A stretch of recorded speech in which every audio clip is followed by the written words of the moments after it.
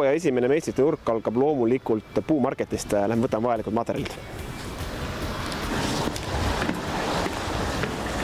Mul on plaanis valmistada üks peegliraam. Kuna peegliraami liistud on väikese viguriga, siis ma võtan endal materjaliks tegelikult üldse kaseliimpuit kilbi, lõikan oma liistud sellest ja freesin siia sooned sisse.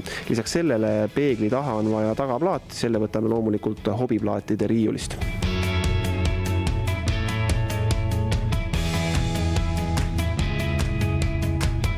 See peegel, mis mul on plaanis valmistada, ei ole mitte tavaline peegel, vaid selline spetsiaalne meigipeegel, kuhu ma panen peale siis ka sellised meigipeeglile omased valgustid. Tuleb tunnistada, valgustite leidmine ei olnud lihtne. Priit tegi kõvasti uurimustööd ja käis linna peal ringi, et neid lampe leida, leidiski ABC LED-ist sellised spetsiaalsed meigipeegli lambid, mis tegelikult käivad iminappadega olemasolevale peeglile.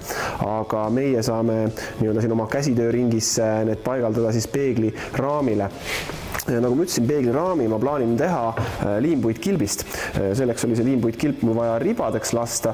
Muide, kilbi ribadeks lõikamiseks ei ole tingimata vaja suurt ja põhjalikku saepinki. Selleks on ka lihtsamaid vahendeid, näiteks kas siis joonlauaga sukelsaag või selline spetsiaalne järkamissaag, kus on siis selliste väikeste tööde jaoks mõeldud saepingi laadne moodustis peal. Mina seda kasutasingi. Teen siin ühe näidislõike ka, et kuidas see liist võiks välja tulla.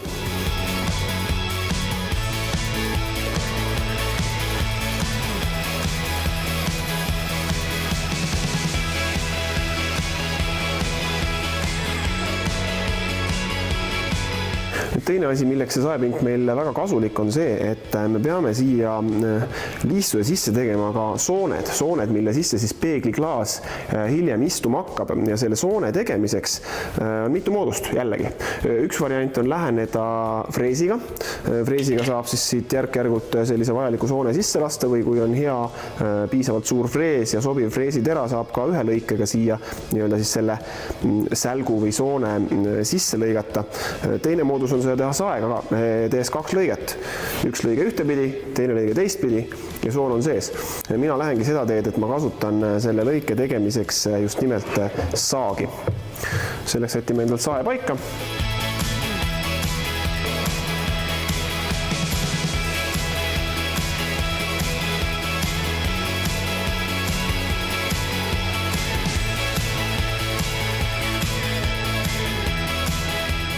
Nii lihtne see ongi.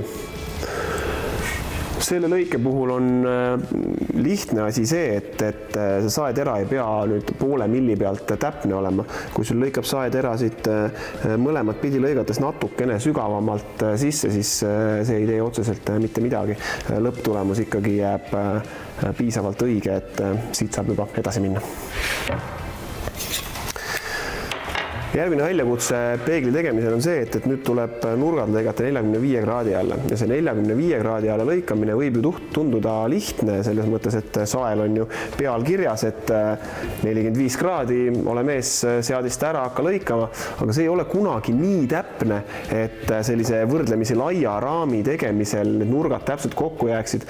Nii et eks see võtab natukene pusima, natuke võib-olla tahab saag timmimist ja lõppkokkuvõttes siis asi taandub sellele, et kui täpset tööd te tahate ja millega te ise lõpuks lepite.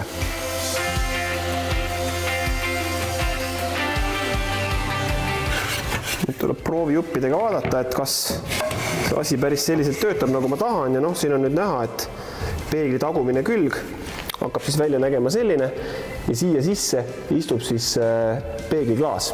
Nüüd esikülg tahab veel tegelikult natukene täiendamist, sellepärast, et need samad valgustid, need on ühendatud sellise peenikese kaabliga. Ja nüüd on mul 2 moodust, kuidas asja lahendada.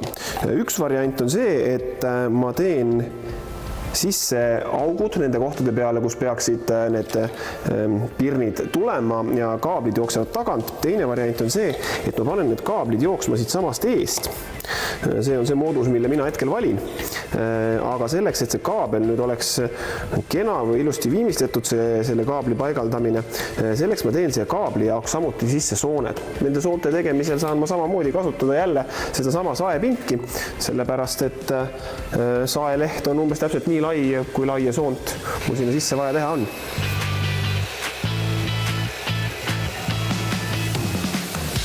Nii, sellega on meil nii-öelda prototüüp nurk valmis. Esikülg näeb siis välja selline, kus on soon sees. Siia soone sisse saan ma pärast toppida täpselt selle kaabli ja siin on mul veel üks kavalus, kuidas ma selle soonega kinni katan. Ja nagu ma näitasin, siis tagumine külg on sellise servaga, kuhu peale ma saan panna peegli. Nüüd raami koostamisel on mitmeid erinevaid variante. Üks variant on lihtsalt panna vahele liim ja loota nii-öelda liimliitele. Teine variant on siia panna mingisugused tüüblid, mis tööriist kellelgi kodus on, mis mugavam on. Mina soovitan ikkagi mingisuguse tüüblilaadse asja siia vahele panna, siis jääb see nurgaliide tugevam. Liimimisetapi jätame siin vahele, seda me oleme oma saates varem näidanud ka. Aga edasi vaatame, mis siia peegli külge veel tuleb. Mul on siin tegelikkuses nüüd peegliraam juba kokku pandud. Nii hästi või halvasti, kui see nüüd õnnestunud on. Küsimus on, et kuidas see peegel hakkab püsti püsima. Enne kui me hakkame ette neid lampe paigaldama, teeme selle peegli siit tagant valmis. Ma olen siia peeglilaami sisse puurinud ühe augu. Siit august siis tulevad need kaablid lõpuks sealt eest siia taha küljele, kuhu saab panna selle lüliti ja nii-öelda juhtpuldi. Selleks, et see peegel nüüd laua peal püsti püsiks, tuleb talle teha sellised jalad külge. Ma olen teinud sükse kerge kaldenurga all jalad. Disain on täiesti vaba valik, mis kujuga nad on, kui järsu nurgaga nad on, kas on üldse nurga all saetud, sest see on jälle natuke keerulisem lõige kui lihtsalt paralleelne lõige. Paigaldame selle teise tüki siia ka ära.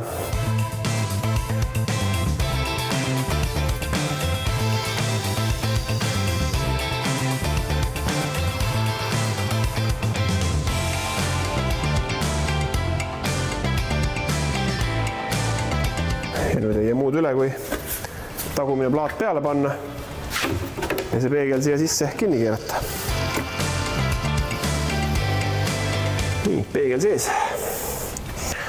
Palun väga peegelpildis näha ka kaamerameest. Aga nüüd on siis see asi nii kaugel, et võiks välja mõelda, kuidas me siia peale need lambid saame. Nüüd sellel hetkel, kus ma siia pirne paigaldama hakkan, on tegelikult mul see raam juba viimistletud kaks põhjust. Esiteks, pirnide vahelt on pärast väga keeruline seda viimistleda. Teiseks, ega palja puidu peale kahepoolne teip väga hästi kinni ei jää ka. Lakitud pinna peale jääb see teip juba päris hästi. Viimistlemisel läksin lihtsat teed, kasutasin pihustatavat lakki kauplusest Spekter, kus on väga hea valik erinevaid spreivärve, erinevaid lakke, kõik võimalik asja, mis on metalli kui ka puidu jaoks. See on vesi alusel üsna selline lõhnatu asi, millega on hea toas toimetada, et pärast kogu majapidamine ei haise. Sellegi poolest, kui võimalik, siis tehke igasuguste lakkimistööd väljas. Ja lakkimise puhul siis ärge laske ühe koha peale liiga palju lakki. Mõistlikum on panna lakki tasapisi ja väikeste kihtidena.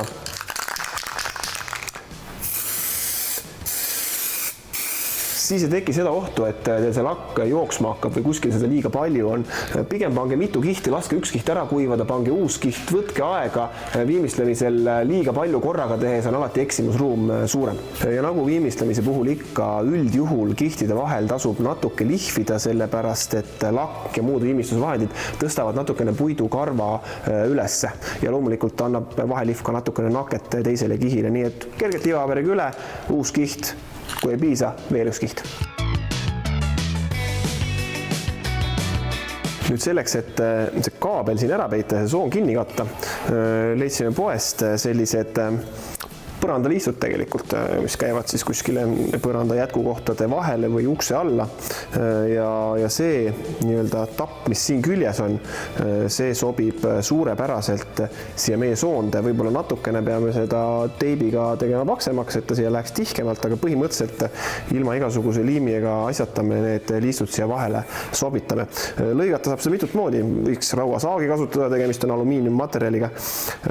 Osutub, et tegelikult väiksed lõiketangid, nendega saab selle ka läbi näkitseda otsast natuke liivapaberiga üle ja asi töötab.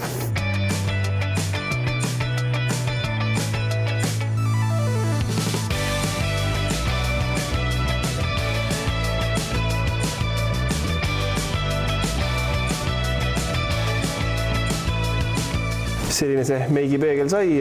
Ma usun, et ühele noorel neiule on see üks väga hea täiendus oma öökapi peale ja projekti saab teha mitut moodi. Mina tegin täna selliselt.